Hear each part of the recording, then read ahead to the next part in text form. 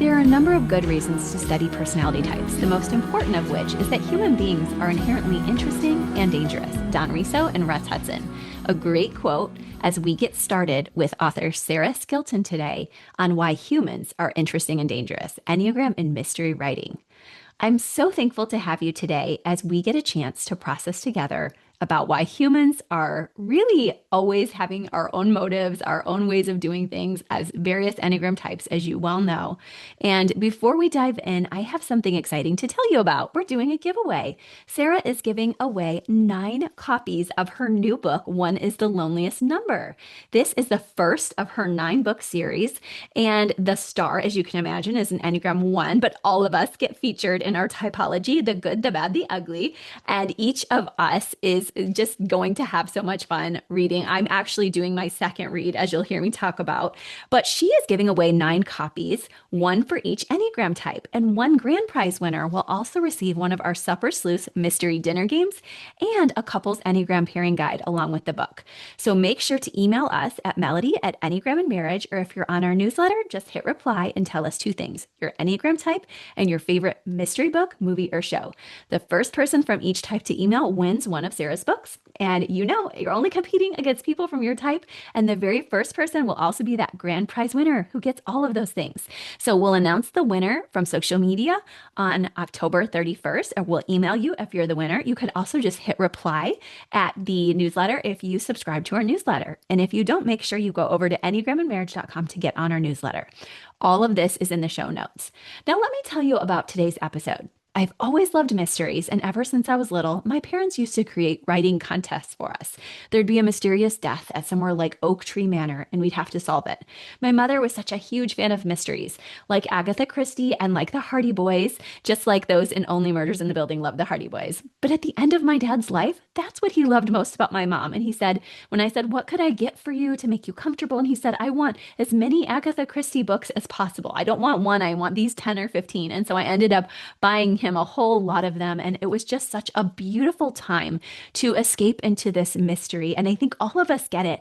Cozy mystery takes us away from whatever hardship we have, and it gives us a moment to just be in somebody else's story.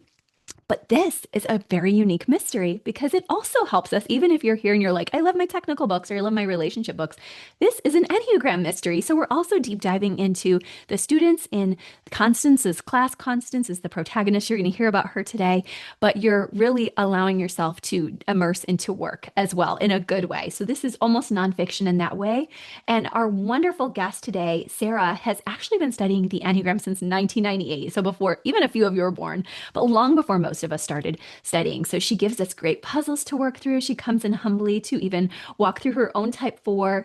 And she even gives us more info on what it's like as a 4 to get into story. She shares about her 4-6 marriage.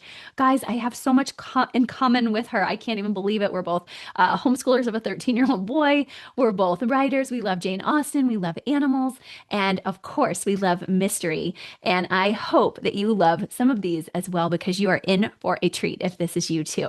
Also, just because I know that some of you are readers like me, make sure that you know her book is in the show notes as well. That is just such a gift to her as a small business owner, as an author. Her generous gift to us to give away 9 books is just so incredible. So make sure you have some fun. If you're the type who's like, oh, I buy nieces and nephews Halloween gifts or anything, this is just a fun gift.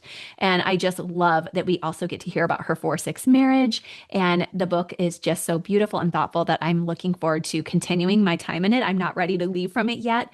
So I hope that you enjoy our conversation with Sarah today as she dives in with us on what makes us healthy, what makes us more dangerous, and even tells us more about her mystery book too. All right, let's talk to Sarah. Sarah, we are so thrilled to have you on the Enneagram and Marriage podcast today. Thank you so much for joining us. Tell everybody a little bit about you and yourself as we get started. Sure. Thank you so much for having me. So, I am a writer living in Southern California, and I sort of made the marketing mistake of writing in like 6 different genres before my latest book. So, I did a YA martial arts, I did like a hard-boiled noir mystery, then I did rom-coms, and now I'm like, you know what? Cozy mysteries was always kind of where my heart was, and I finally decided to like go deep, do the pen name, start fresh. and put out a cozy mystery because that's the type of stuff I love to read and the type of stuff I love to watch. So I'm gonna actually like make a full series of it, do the 9 books, plan it all out from the get-go, and I'm really excited for this new like adventure and facet of my career. And it makes me so happy to be able to talk the Enneagram with you. Oh my gosh. And I love that Enneagram has become part of your books. And I also do want to distinguish that for those who are already looking at maybe they read the newsletter and now they're here or they saw it on Instagram and they're like, wait, Sarah and Hadley, and you just let us know you have a pen name, which helped to help you to get out into a different genre. I find that brilliant. Thank you. It was about time. I was just so scattershot, and I don't regret any of it because all the books that I wrote were things that really spoke to me and things that I always wanted to try. It was like a challenge. Like, could I do a hard-boiled mystery and then do a rom-com? I can Mm, try it. Now, that didn't really help build an audience because if you were going to buy one of my books, it would be completely different from my other one. Some people mhm. like that. A lot of people find that a little confusing. So I was very deliberate and intentional with getting the pen name and starting fresh. And this opens up like a whole new adventure for me that I'm super excited about. Um, and like with the Enneagram, my sister probably got me into it, and like I was just chatting with her and she said 98. So it's like Wow. been a part of my life for ages, and I would vaguely use it in the back of my head when creating characters, but Mhm. never explicitly. Like it was like, oh, this person seems like they might be a 2. I wonder if this is what's driving them. But it was just sort of unconscious in the back of my head. And this time I'm bringing it all to the forefront. I'm like, oh, Yeah. not only is this person specifically this Enneagram type, but that he's going to talk about it and he's going to be aware of it, and he's going to be in a class that's teaching the Enneagram, and then they're going to So use cool. that knowledge of human nature to solve crimes and figure out who done it. And for me it was like the combination of all the things that I love plus cats. So Oh. obsessed with cats. So there's a cat cafe, which is where they're eventually going to be meeting for their Enneagram class. As you can Mhm. see, oh no, over Yeah. here. Oh, I feel like a weatherman. Yes, I love cats, and now I can combine everything, and that's why it's called Pers and Personality Types. Oh my goodness. So that's the series. And of course, we talked a little bit about it before, but this is like such a fun series, guys. It literally brings Enneagram in, like you said. You're like, yes, people have always been using it to make shows, make media. I'm sure many others besides yourself, but now you really brought it out boldly. And that was so dear to my heart, being an Enneagram person. And I know everyone in this audience will really like that too. I have my copy worn here. I did first my graduate level read, and then I was like, no, I need to not do the 7 skim. I need to get in. This is so worthy of depth because you're a 4 and you take us deep. So tell us a little bit about what inspired you. For those watching on YouTube, she and I are pointing to this beautiful book cover of One is the Deadliest Number. But I know you said Miss Marple said something that made you feel, and maybe even remind people if they're not familiar with Miss Marple this October, who she is too. Yes, absolutely. So Agatha Christie, the queen of crime, Mhm. queen of mystery, however you want to refer to her, she's the queen. We bow down. Mhm. Mhm. I had read some of her books a long time ago. Most people will probably stumble across, either one of her films or one of the more famous ones. And I was researching for this book. Like I had started writing it, and I said, you know what? I haven't actually put in the time to learn the structure of cozy mysteries. So I literally took a year and Mhm. just read everything I could get my hands on, from, Wow. The Cat and the Stacks mysteries by Miranda James, which is about Mm. an older male librarian who has a Mhm. Maine Coon that he walks around town, Mm. and he solves mysteries. And, you know, the Cat Who series by Lillian Jackson Braun, which started in the 70s. And of course, I had to dive deep into Agatha Christie. So Mhm. her two most famous sleuths are Poirot, the Belgian detective, and Miss Marple. Miss Marple is an older spinster, as she refers to herself, and she lives in this small village in England called St. Mary Mead. But Mm. she is called across throughout England to help the police because she has such an intense knowledge of human nature. And she says, growing up in a village, it's impossible not to learn all these things. Mm. And as I was reading these, and I knew I was integrating the Enneagram, I had started to outline my books, I had started some chapters of it. So I knew there'd be an Enneagram class, but I was like, how do I pull it together? And in every single Miss Marple short story and book, my mom had gotten me these short stories where other authors like make homage to her. People like Ellie Oh, Griffiths, yeah. Alyssa Cole, Lee Bardugo, Ruth Ware. A lot of modern authors took on the chance. And I'm reading it and I'm like, Miss Marple knows human nature, but it's more than that. She actually, in her book, The Body in the Library, and some Mm-hmm. of these other ones, she talks about how there are so few types in the world. And because types are alike everywhere, that is such a valuable guide. And she says, it's so helpful, I always feel, when people remind you of other people. Mm-hmm. Human nature is much the same, whether it's film stars or hospital nurses or people in St. Mary Mead. And I was just like highlighting and taking notes and filling notebooks with these insights. I'm like, it's the Enneagram types. She literally says types are like everywhere. And if you compare them, you can predict what people will do. You can understand their motivation, why they might do it, what reason. And I was like, okay, she's basically using the Enneagram before anyone like talked about the Enneagram. And that just thrilled me and sparked so much inspiration. So my one of my main characters is the Enneagram teacher. Her name is Constance, and she's in her 60s. And after her husband dies, she moves across the country to a small town in California. Mm-hmm. And she feels very lonely. She hasn't found her community yet. She Mm-hmm. decides she is going to teach the Enneagram for free. Mm-hmm. And she also has been reading Miss Marple. So for her hook to like entice people to join the class and to interest them, she says, human nature is the ultimate mystery. Just, don't take it from me, take it from Miss Marple. And she reads one of the quotes, that I just mentioned, and that intrigues her students. So when the Jolly Trolley in this little tourism town explodes, they decide that they are going to use the Enneagram to figure out who did it.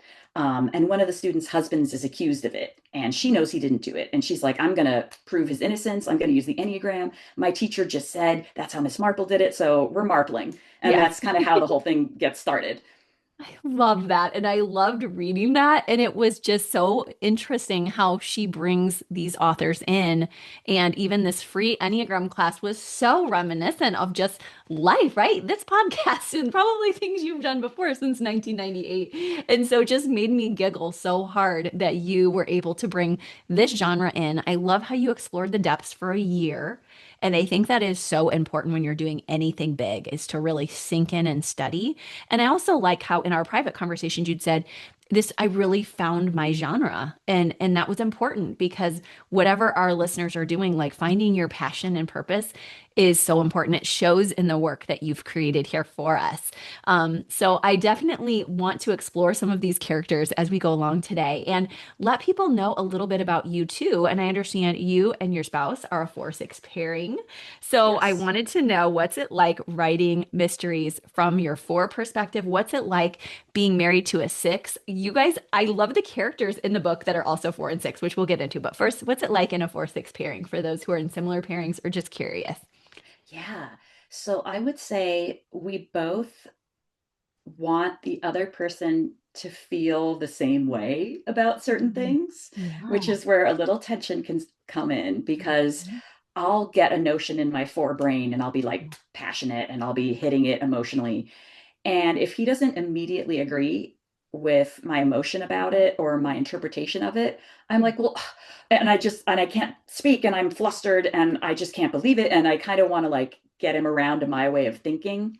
And he's kind of the same way where he'll be like, oh, being a 6, sometimes he's a little dour, Yeah. the state of the world, the wheels Yeah. are coming off, and Yeah. all these things. And I'm like, it's not that. Like, we're good, our little family's okay. Like, yeah, life out there can be difficult, but maybe what can we do right now Mhm. that's within our control, so that we can feel like, okay, well, we can hang our hat on the day, like this was messed up, and here's what Mhm. we did about it. Yeah. And so I kind of try to go to my one, if I can, to be like, we're both upset, maybe not on the same level or for the same reasons, but what can we do about it? So we don't just Mhm. pull each other into the, quicksand of it's all terrible and it's not going to get better. And, we got to protect ourselves. Like, okay, well, what can we do?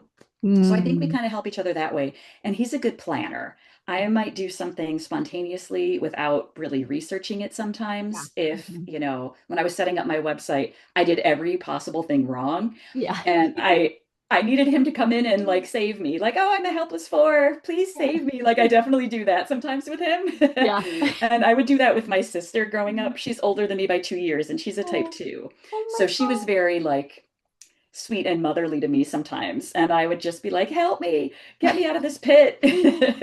And I I know he's definitely that struggle with with that. me. You know, I've Yeah. transferred that to my husband a little bit, but Oh. he's very practical and he looks at all the angles and talking about research, he's the king of research. And I know I can trust his decisions because he's really given it you know, a lot of thought from every angle, every contingency, every backup, every what if. And that's very helpful to me because sometimes my emotions will just spill out everywhere and I'll need to sort of figure out what's practical. Yeah, that makes so much sense. And it's neat how you're like, I need that as a four where I can get lost in emotions or even the victim mentality. Thank you for being vulnerable because we all have our quirks. And so you're like, this is something he really blesses me with. He helps me. And you also, I know, help him. And I kind of got to see some of your, I would imagine, even a bit of your marriage dynamic when I see the sixth character in the book. And it's so funny. I won't spoil it for our readers, but there's some really funny things that happen with the way he negatively scans forward. So I'm sure you help with that a little too. Yes, I definitely try to. I definitely try to say, yes, it's possible that could happen, Mm, but is it probable? Or even if that is what ends up happening, right now we don't know. We can't predict the future. We actually don't know, and it could be better than you imagined. Yes, it mhm, could go wrong, but all the amazing, most amazing things that happened to us were surprises. So you don't know that it's going to be bad. It could mhm, equally just as well be really good. So let's try to focus on what's happening right now. And I mhm, also need to do that because I'm nostalgic. mhm. I'll look back and be like, oh, if only, or if I could redo that, or Yeah, wasn't that a better time than now? Or I'll yeah, look forward with a little fear. So my main struggle is staying in the present, and he yeah, struggles with that a little bit too. He doesn't look to the past, but he looks to the future a lot. yeah. And so that's definitely something we work on together is like, okay, but what's happening right now? Are we okay right now? Right this second, not worrying about what could happen, but like right now we're okay. Yeah, and not just lamenting about what we missed or what didn't happen or the magic that's missing, but being in the moment. And I say magic, and that makes me think of how your husband's also in the magic field, right? Yes, so he's a magician mentalist and Oh, I'm a writer. So our little couple joke is between us, we have one job, you know. He's traveling a lot to do like corporate work and trade shows and stuff like that. And I'm home with our 13-year-old son. So I do my writing here, and that's worked well for us. oh my goodness, that is beautiful. And you've been able to get into such depths because of the brilliant combination. And also, like you said, you have different rhythms that give you that space and time to write, which I love for you and relate with a little bit. Now, I do want to get into the motives of each type because I think that a lot of the time when we think of the Enneagram, we think of the positives and the ways we hurt each other in marriage, but sometimes we miss that deeper motive. And I also think that in Cozy Mysteries, that really lines up well. You and I have talked about our shared love of Only Murders in the Building. And here in your book, these cozy spaces where we can have like safer conversations about not just marriage, but of course, of murder. That sounds so funny. That's why I did I roll know off the tongue. you wouldn't think the term cozy would ever apply to murder, but the Right. reason if your listeners aren't as aware of like the genre tropes, the cozy part refers to the fact that there's no graphic violence, there's Yeah. no swearing, there's no like if you could read an Agatha Christie novel like from 12 and up, you could definitely enjoy these books. They're totally appropriate for all ages. Yeah. There is murder, there is intrigue, there's a little tension and a couple of, thrills and stuff, but nothing truly like egregious is going to happen on page. And so they're comforting in that way that the puzzle that's set out will always be resolved by the end. Mm. Kind of like with romance novels, like it's a contract you have with the reader. If you pick up Mm. a cozy mystery, the mystery will be resolved, people will be okay by the end. Interesting. And if you pick up a romance, they will have that HEA, that happily ever after. So you know Mhm. what you're going to get. It's just how will you get there? But you have that sense of like sinking into a warm bath. Like you know what you're going to get. And so you can pick it up with a certain experience in mind. Mhm. And I'm telling you that I will do my best to give you that experience that you're looking for. Yeah, that's a really good way of saying it. And it even teaches me as you're telling me, because I do want that kind of a story. And I do appreciate my fun Stranger Things types of things. But again, I even see good and evil there.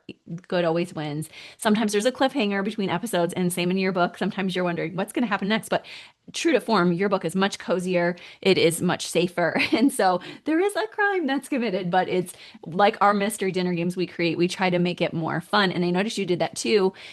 Tell us a little bit about how the motives of each type play into this book, because I think that was really cool. Thank you.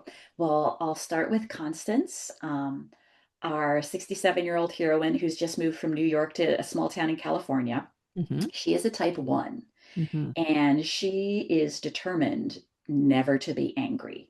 She is going to repress that and repress that, and it's not serving her. Hmm. And she is afraid if she does let that anger out, it will consume everyone around her and herself like wildfire. So anytime she starts to get angry about something, she reframes it as, oh, well, no, not anger, it's frustration. Hmm. And she'll try to just work around it. But eventually, she's going to learn, like a lot of ones do, that there is an appropriate time and place for righteous anger. Hmm. And she's, of course, concerned with justice, and she also wants to be moral. She wants to be good. She's offering this free class because deep down she knows that she maybe hasn't been a good neighbor so far to the people in Cherry Hill where the story takes place. So this Hmm. is her way of like giving back without acknowledging what it is that she's making up for. She Mm. moved into a house that's a tourist attraction, but she's Hmm. not opening it to the public. Right. And the town is kind of crumbling with a lot of their tourism attractions under construction or Hmm. folding, and they really need the help. But she is not going to do that right now. And Hmm. so she's kind of like, well, they can't fault me as long as I do something good. That'll balance it out. So she Right. kind of has, some things to learn throughout the Keeping story. control, like our ones like to have. And so she's like, I Yes, can control this. And so I thought that was really well yes. done. And she's toughest on herself. She's got that perfectionist streak. She doesn't want to show people how human she is because that's terrifying. Mm, yeah. Yeah. And so you're like, it's like her motives to stay in control, to stay doing things without anger and to be right. Those could be just like hers. And I won't give more away, but you're seeing her at least, and we're not going to share who does this murder, but she's somebody who we see as I am just like many ones out there. I'm trying to do the right thing, and I do have anger that's repressed. So what's going to happen with that anger that's repressed? That's for the reader to know. And do you like sharing what happens with the person who dies, or do you like for people to open up the book first to hear that? So yes, says it happens pretty early in the book. Constance doesn't drive. Hmm. So she rides the Jolly Trolley everywhere. And the Jolly Trolley goes in a loop one way and it's very slow.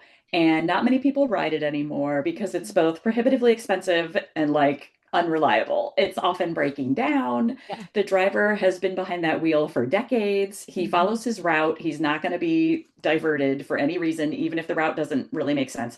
Hmm. And a lot of people in town, the business owners on Main Street, are furious with the trolley. It blocks customer traffic. It's always idling in the street, taking up 2 lanes Mm. because it's waiting for passengers that don't come. The businesses don't have parking for their customers. And so there's a big protest, and someone throws a rock and it smashes a window. And Constance is the only passenger at the time. So she's kind of getting caught up in this turmoil Hmm. in the town. The town's kind of eating itself. Everyone's mad at each other, especially the business owners. Okay, so she's caught up. The town is sort of turned against each other, and she's caught up in it because she's riding the Jolly Trolley.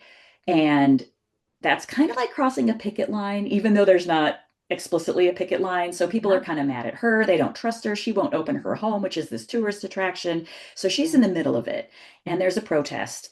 And she's shaken, and she's going to her Enneagram class. She can't be late. So she represses her fear. She represses her anger. She goes and does the class.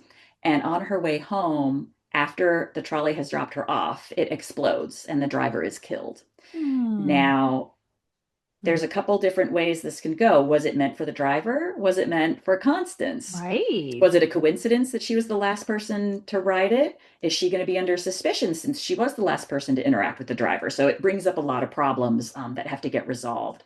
And Hmm. then one of her students, Sam, Hmm. Samantha, the stay-at-home mom, Yeah. her husband is accused of possibly tampering with the Being a engine because liar. he had ridden Hmm. the trolley for a holiday lights tour a month earlier. So she needs to clear his name. That brings in the personal aspect along with Constance's involvement. So they Hmm. have a lot of motives to try to solve this crime. Yes. Oh my goodness. You named it well that people are looking at her. And here's this one who wants to do everything good and right. And she's wrapped up in a murder case. And you also know that she has anger underneath. And you've been really good about bringing in this class so that we got a bunch of characters and their types. And then even some of the people where we don't always get their type, you can just see their type coming out because you're already thinking about it. So I'm really feeling with all the other readers, I'm sure, just how juicy this mystery is getting, especially when people are like, you know how it is when people are taking an Enneagram class, there's somewhat of a buy-in, like anything, like, oh, I want to take a new class on knitting or crochet or Enneagram. And it's like, okay, now that there's a murder, like, we really need to dig deep into motive. And I love how Sam, the stay-at-home mom, is even grappling with her type as we look with her at who she is. And by the way, I love how in your book, in her book for our listeners, you also give us the other side of what people think about each type, where you say, like, make sure that you're stable, make sure that you're steady, because otherwise you could really be looked at as just your type. And that's not good, right? Hmm. Yeah, and some of the characters in the class think that they're one type, but they're not. And so they're kind of looking at the behaviors or they're looking at what they aspire to be like, but not what they're actually, what their deep down motives are. Um, so I wanted to be clear that it's not always easy for people in a class to instantly know their type and that there's going to be some denial of certain traits or there's going to be Mhm. wish fulfillment at play. And the character who may or may not be a three really does Yeah. not want to be a three, Right. but the four is kind of more seeing those aspects in her and kind of ribbing her a little bit about it. Yeah. So the characters definitely have their foibles and they don't all get along very well in the first couple of classes. So they have to learn to put aside their differences if they're going to solve this murder. And they have to work together and they have to be willing to look at maybe the challenging parts of their types as well as like help celebrate the good parts. I love that. And I love that they have to work together. And that's something we'll say sometimes, I don't want to work with this type. I don't like this type.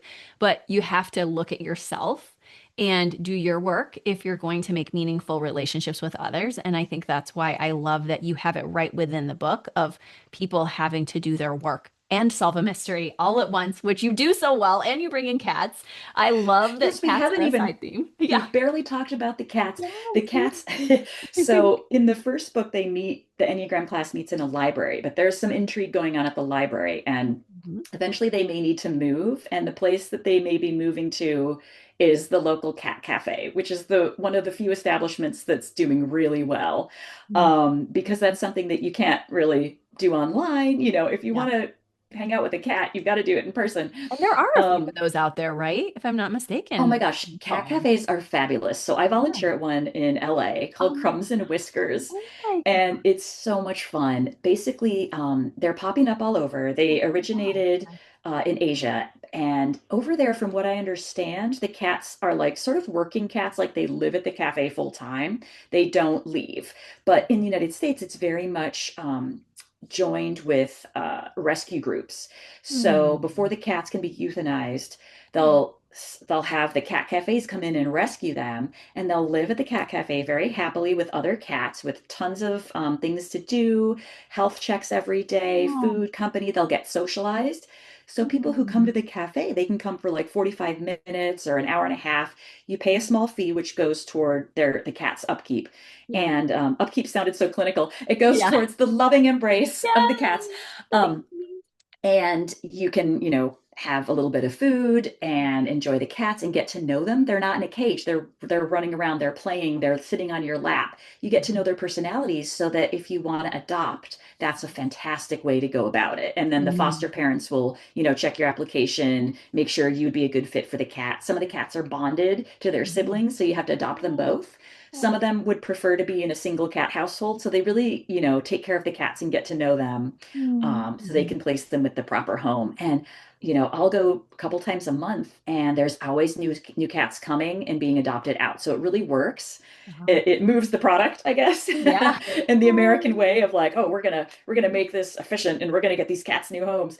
And some of them live there for a long time, so I get to really cuddle with the cats and get to know them as well. So it's a really good thing that they're doing, and it's a good way of getting cats that otherwise wouldn't have a chance, a new lease on mm. life. And speaking of personality, even Mr. Cinnamon in your book, and am I saying that right? Yes. Cinnamon, and all of the different personalitied cats, like the one that curls up in the neck and is a very special kind of cat. And like I won't give it all away, but just really beautiful to bring these animals with different personalities also, I thought was brilliant because so many of us are animal lovers and we see that with our, our own little dog is the general. I call him Sarge, even though his name is Oreo. I'm like he's Sir or Sarge or something. And like I have had many cats over the years. And I know you like dogs a little bit, but it's not as much as cats. And I feel like Yeah. we each have our favorite, but like we all know animals have personalities too. So I like that you brought that in for our animal lover listeners out there as well. I give you a lot of credit for writing from another perspective. How did you decide to do that? And tell us more about that if you've ever written from four or if you mostly try to write from others' perspectives. Most of my books are first person from one perspective, with the exception of one of my mystery novels that I wrote almost 10 years ago that had 4 or 5 POVs.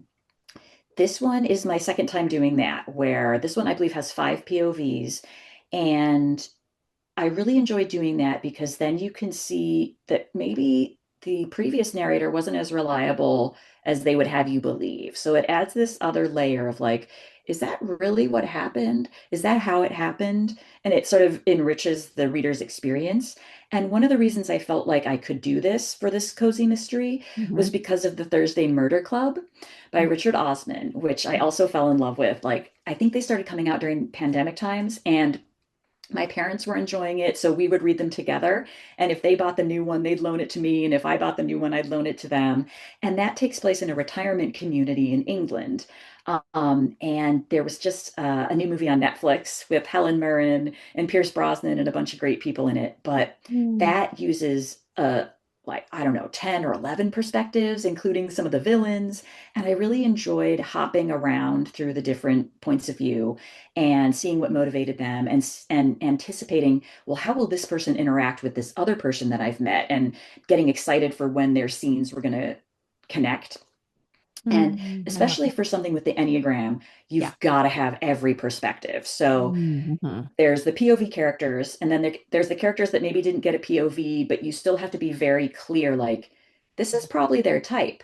And I don't always explicitly say it, especially if the person isn't aware yet of their type or hasn't Mhm. taken the class or isn't sort of in that part of the story. But readers will get the sense of their personality.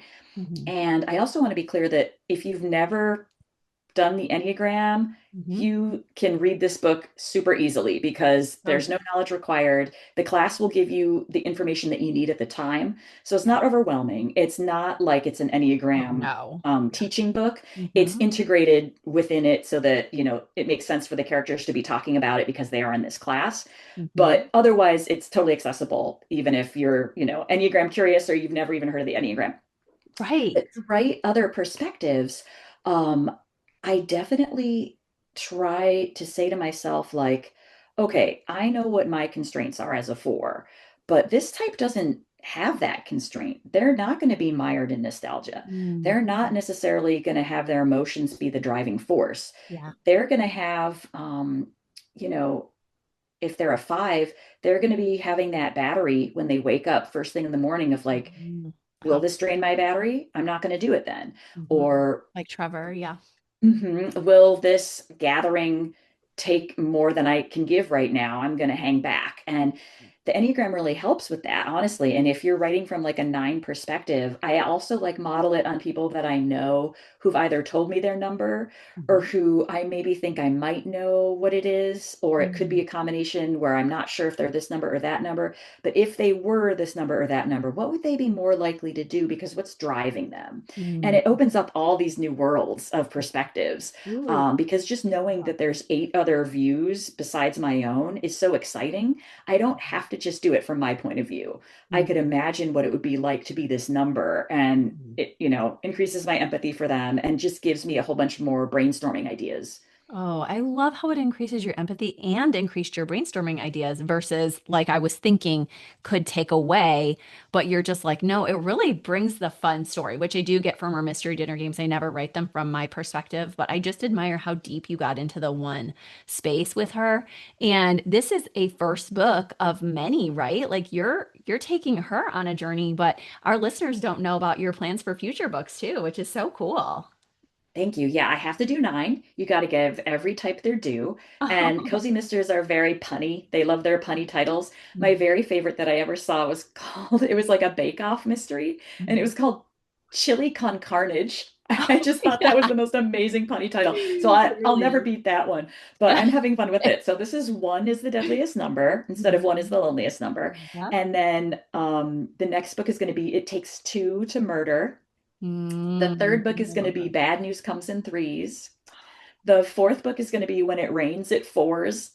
Oh, And I'll leave it at that. I'm still enjoying coming up with the other punny titles, but there'll be one for each number. And while there are multiple POVs in each book, the number of that book will be like the main sort of arc. So if Constance was the type one in this one, mhm.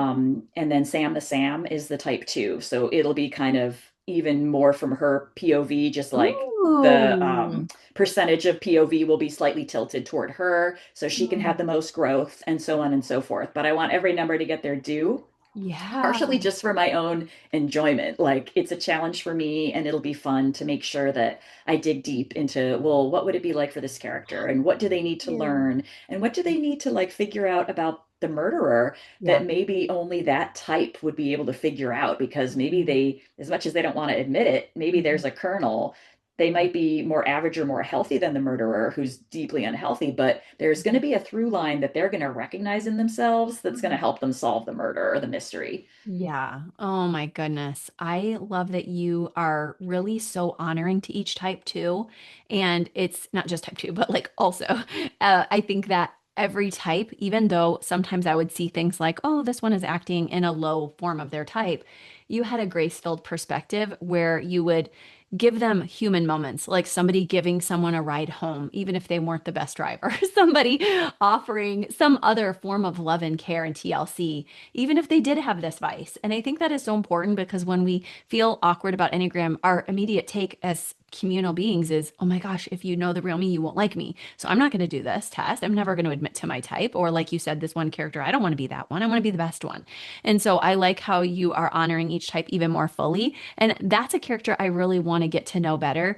I found myself really relating with that type two character, who she's grappling with her type, but I really liked her as a mother. And I was like, okay, she's well-meaning and intense and a bit over the top at times and can come off a little bit just a lot. And I think that any of us who are in that space of having been coming off as a lot, sometimes we want to go to our five space again, like never mind, or I'm self-pres, so I'm just going to go back here where it's safe. And Mhm. I can't wait to watch her develop, just like I got to watch Constance develop. And that's another thing we didn't get to say is, yes, you really show her development over the book. So yes, she's a type one, but you have her doing her work alongside of solving this mystery, right? Thank you. Yeah, and I'm so excited to like especially dive into the type four since that's me. So I'm like, okay, what am I going to Yes. put poor Wesley through? He's Yeah, the sort of Wesley is a tortured poet. artist, journalist character, and I'm having so much fun with him because I'm like, oh, all the things that I couldn't put in my other books of my fourness, I can pour into this Oh character my for better gosh. and Okay. worse. And that's going to be really fun and juicy for me. Like he'll be my avatar and yeah, that'll be fun. Oh my goodness. Well, you've probably gotten a lot of people thinking about creative writing today. And I wondered if, before we talk about our fun contest we're doing together, I wondered if you could tell us a little bit about just how you have found your way to writing. You're raising your son, you're in a marriage, you guys are doing a lot. What is it that you've done? Maybe it's cat cafe time. Where do you do your writing, and how do you place it in? Especially knowing you're a four, where you might prefer rhythms versus a rigid schedule. Yet I know you go to one in health. So, for everyone, but also maybe even for curious fours listening, how do you find that writing time? That's a really good question. And in times past, when my son was at school, he's not in school at the moment. We're doing like a homeschool, unschool, deschool, which is a Oh, whole other story. we But get that. We homeschool. My son is 13. okay, excellent. So, Really with You you. understand. I love Yes. that. We'll have to talk more Yes, we about have to that. talk about that now too. Like Jane Austen too. We 100%. haven't even gotten to that. I know, Sorry, so go many on. topics. So when he was in school, I would mostly write during the day while he was out. During the pandemic, when we were all stuck at home, I would have to get up. I was under contract for two books. I'd have to get up at 4:45 in the morning, Mhm. do my writing, then audit third grade alongside him with the camera and do all that kind of stuff. And then Mhm. my husband would take over for the afternoon and I would just collapse. Yeah. I'd be like, okay, I'm out. I'm going to go take a like 2 or 3 hour nap. Maybe I'll listen to a podcast. That's when I got into podcasts because it was isolating and Mhm. I needed time to myself. Yeah. And that's something I kept from the pandemic. I kept my naps. I was not going to give those up. And I really cherish them. So at the moment, what I do is, depending on my son's schedule, if he's more nocturnal, then I'll write during the day. If he's more daytime waking, then I might go to Panera and sit with some Mhm. friends and do a little writing there. Or Mhm. if he's happily working on a project, I'll stay in the house. But every day is a little bit different. And as long as I touch base with what I'm doing, I feel okay. And that might even just be listening to a podcast on creativity. That might be reading another book and seeing how they did their red herrings or getting inspiration. It doesn't have to be that I'm writing every single day because Mhm. I just usually can't do that, Oh. especially if I get stuck. I need to go on a walk. I need to Mm. get in the car and drive. I need to give my brain a chance to rest and like work on it in the background while I do other things. So I'm like you say, I'm not like strict about like what time or for how long or where or when I write. It's mostly Mhm. like a conversation I'm having with myself throughout the day. And it can take any Mhm. form as long as I like just check in with it. Then I feel renewed. As long as I've done something creative each day, then I can relax a little bit more and do like the mom stuff and the wife stuff and the practical stuff. Yeah, right. So you're like, I can't ignore my rhythms, which is really important for Forced to hear. I've had it for a number of four clients, but it's one in mind where they were like, my whole first year of marriage, I just rested and relaxed. And we always joke about that. We're like, that no longer happens. She's in her one a lot more. But like, you're also like, I don't want to like run in my one space all the time. I want rhythms. I am a four at the end of the day. And that's something I often help that client with too, is knowing that we don't have to abandon who we are in order to be productive. So I hear you saying, I'm allowing some imaginative time in my four and some rumination in good ways. And then when I can, I will plunk it down. And I guess especially for those who haven't read yet, like you're in for such a treat because when I go into the pages of your book, which is why I wanted to give a deeper dive, I really find myself like really taken there. And that takes a very skilled detailed writer to do that. And so that's why I was like, how does she find the time to get so in depth and nuanced? And you're saying you think about it and then you get it down when you can. Is that right?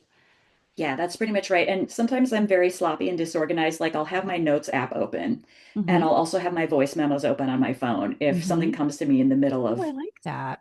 trying to sleep or I'll get up and I'll do Yeah. that. And then I also have a notebook where I write down ideas. And then I So kind of fun. have my post-its and I kind of have to just like Yeah. scoop it up and plop it on the desk and go through it and see like, okay, where did Mm-hmm. I put that note? So sometimes it Mm-hmm. doesn't go as smoothly as maybe Mm-hmm. somebody who outlines in one place Yeah. would like it to do. Yeah. But I'm learning to kind of integrate that and try to be a little more clear with how I've outlined where I've put it, where I need to go to find it Yeah. so that I don't fall off the cliff of just, writing whatever comes into my head that day. I like to be a little more outlined, maybe like at least 3 or 4 chapters ahead of where I'm currently writing so Yeah. that I know where it's going. Oh, But I that, don't think I'll ever be someone who writes a full outline because yeah. The if I character. got to the end of it, I'd feel like I already wrote the story, and then it would be hard to go back to the beginning and infuse it with the same amount of Yeah. enthusiasm. So I have to leave room for discovery, or I Mm. feel a bit trapped, and I feel a bit like I'm doing something. I've treaded ground that I'm now going back to, and that doesn't feel as fun for me. Yeah, and I think that's neat that you can allow yourself to have fun too, to say fun is going to be part of it. And we were talking before we got on, I can lose that part of me too as a seven. Like when you've been doing your work for a while, you can be like, oh, that part doesn't deserve fun. But we're reminding everyone, whatever your type, adding in some enjoyment, some time of imaginative play is part of making your work a little more enjoyable to you too, just versus rigidity. Like you said you were going to finish it by this date. You better do it. You better write the outline exactly like so and so does it. And personality is part of the writing. So that's what I think is also a gift for our fours to be able to say, gosh, we're such creative artists, but we're doing inhibited. So thank you for just helping them to see there are so many ways they can do it. And each one of us will probably come about it differently. Now, that said, do you come to the place where you give yourself a gentle deadline and say, it's such a funny word to put in with a murder mystery, a deadline. But do Yes, you, cozy do, and gentle, and there's a dead body. Yeah. Um, anything? Yeah. I do like to have a sense of like, okay, by this time I would like to be done, or by this time I would like to know that I can start writing because I've done the background work, or I've laid out the basic Mhm. parameter of the crime and who's going to be accused and some of the suspects. Mm, But I also feel like, one thing that I've been more cognizant of in this era of my pen name, which mhm. I had a lot of trouble with my previous books, Yeah. was the only thing I can control is the actual writing and the having fun of it. And Mm, so if that's going well, mhm. that is the success. That is the Mm, reward. mhm. That is the only part that's under like my command. I can't decide if people are going to read it, if they're going to like it, if it's going to make money. Like none of that is under my control. And so if I'm enjoying it and I'm having fun with the research and I'm like chuckling to myself crazily, in my room by myself, like that's the day-to-day joy that I want to have, regardless of the outcome. And I try to stay focused on that because it's hard not to, go on social media and be like, oh, this person's a bestseller and this person's doing a big tour across the country. It's hard as a foreign not to compare and find myself lacking or what's wrong with me or why don't I have all that? And I try to really be like, that's not why you're writing this. You're writing this because you want to learn more about the Enneagram and you want to have fun and you want to create a town that hopefully other people will want to visit and characters that other people will enjoy just as much as you are. And that's sort of where I want to stay focused. That Mm, said, I would love to be able to put one out each year, but mhm. we'll see if that happens. I Yeah. know Mhm. with self-publishing, you're really pushed to like produce content, and I don't want that. Like, it's not content to me. Mm, It is a full and complete book, and I need to take mm. the care and the time to make sure it's as good as I can make it. I love that. And I really like how you distinguish just because something can be put out in a rushed way doesn't mean it should. Quite honestly, there's not that many Yeah. shoulds, but that's one of them. So I stand with you there. It needs to be good before it's out. And like, you don't have to do a timeline, but you want to try for something. And I think that's fantastic. And you're giving yourself grace if it doesn't happen in that time frame, but you're like, it needs to be deep and good. And if there's one thing that I have learned about all my fours, including my eldest, who's 20, who's a four, it's fours need time to make something beautiful.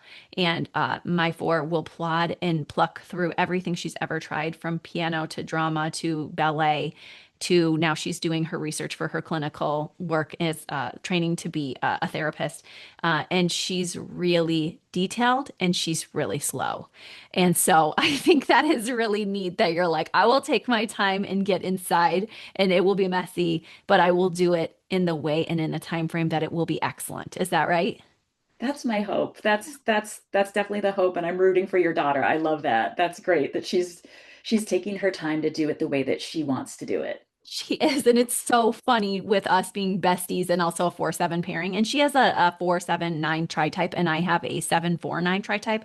So we're both the gentle spirit archetype. So we do get each other a lot. But that first number makes such a difference in us. And sometimes she'll say, I'm not done processing that. I can't move as quickly as you. And I'm like, well, I am just for a little while, and then I'll come back later. And I now know I have to come back later. But like, she's like, even if I wanted to do that, that's not how I work. And so I'm like, different survival mechanisms. And I love how you even bring that into the book. And we're all learning, like, let's not be harsh, but to learn together. And thank you for reading for her. We're reading for you. Inside of this book is absolutely gold. So whatever you're doing, keep doing it, girl. And Thank now we can you. talk a little bit about our contest. We've come together with some ideas. So we are going to be asking the first person of each Enneagram type to tell us their favorite mystery novel or play or book, and I'll have you speak about this too, but we're going to then, whoever gets to us first, she's giving something away. And for the grand prize winner, we're giving away one of our Supper Sleuths mystery dinner games and also a glow guide for you and your partner. So we're so excited. Our glow guides are our pairing guides where you get details about all the fun things for your type. And yeah, tell us more about what you're giving away paired with that grand prize as well as the others. Yes, absolutely. So I have 9 copies of One is the Deadliest Number to give away. And I'll send you a signed copy with some bookmarks, maybe like an origami cat you can make, something fun like that. And so we'd love it if to give an entry to this giveaway, tell us what type you are, and then what your favorite mystery is. Like Christa said, book, play, TV show, movie, whatever your favorite mystery is. That'll be really intriguing for me to see what type you are paired with what your favorite mystery is. That'll give me a lot of juicy insight. And we'd love to give one to each type. So we'll be picking out of a hat or however you want to do it, Christa, to make sure that all 9 types have a chance to win. Oh my goodness. I love that. And I think that it will be so fun for us to hear every single type. And so, yes, we'll probably do that if we get a lot of entries at the same time. And then if not, it'll be the first come, first serve for each type. But make sure you tell us your type and the mystery that you love. And I just love that you guys get to be part of her research in that way. She's learning about us. And you've been studying it longer than probably any of us have. I know I was not studying it yet by 1998. And so I just love that you're being humble, as we love our fours always being so humble with us, that you're still learning. So guys, keep learning with us. Oh my gosh, so much. Yeah, there's always another layer. There's always a Yes. deeper insight. There's always an aha moment. And like, yeah, when I meet someone who's into the Enneagram and they know their type, we're off to the races. We just can't get enough of talking about it. And Oh my gosh, you're so fun. This is why I love fours. Well, and you in particular, you're amazing. We have too many things in common. Like you said, we have to keep talking. But as far as where people can get a hold of this book, it's self-published. We want to make sure they get it. You also have traditionally published books, a number of them, but this is your baby. So we want to get people to you for this and also any other ways you want them to connect with you. Oh, lovely. So my website is persandpersonalitytypes.com. You can find all the ways to pick up the book. Right now it's on Kindle, KU, and paperback. You can get it through bookshop.org and Barnes and Noble. A lot of the indie stores have it because it is available through Ingram. So, go to your indie store, ask them to grab you a copy and they'll order it, or you can do Amazon, Barnes and Noble, bookshop.org. My Instagram is also Pers and Personality Types. Thank you. Wonderful. Thank you for all you're doing to share with us this joyful and suspenseful mystery. We love it so much. Thank you so much. Thank you. I really appreciate you. Thank you so much for being here with us today, and also to Sarah for being on the show. I hope you enjoyed learning about cozy mysteries, the Enneagram, the 4-6 pairing, about your type, gave you some food for thought, I know, and also what it looks like when you explore that darker side of each type too a little bit. So don't forget to enter our giveaway. You can email us at melody@enneagramandmarriage.com or just hit reply if you're on our newsletter. Tell us your Enneagram type and your favorite mystery book, movie, or show. Sarah is giving away 9 copies, one for each type, and you're only competing against other people of your type. So the first person to write in will be our grand prize winner and will also receive one of our Supper Sleuths mystery dinner games and a couples pairing guide. You can find Sarah in her book, One is the Loneliest Number. All the links are in the show notes, and make sure you follow her to see what the next book in the series will be as that comes out too. We already know it's on type 2. You already got a little preview, but just been fun to follow her at Pers and Personality and all the places in the show notes. Make sure also, if you're like, Christa, I want to host our own mystery dinner party, check out our Supper Sleuths mystery dinner games at suppersleuths.com. We have games for 8 to 20 players that are perfect for you with other couples, friends, family gatherings. And of course, if you enjoyed this episode, please like, subscribe, and leave us a review. We're also in the middle of our podcast survey, so it helps so much when people take that too to let us know what you want to see more of. Thank you so much for listening. I'll see you next time here at Enneagram and Marriage. Bye-bye. Have a great day. Thank you again for listening with us. It was so wonderful to have you. I love knowing we're doing this journey together, not perfectly, but with love, grace, and hopefully some fun too. If you loved today's episode, make sure you leave us a 5-star review at Apple Podcast or Spotify so others can find it too. Visit our show notes so you can get all the links from today's show, as well as enneagramandmarriage.com, the Instagram, the Facebook, and all over the place. Make sure you spread the word. Love living intentionally with you. Bye-bye.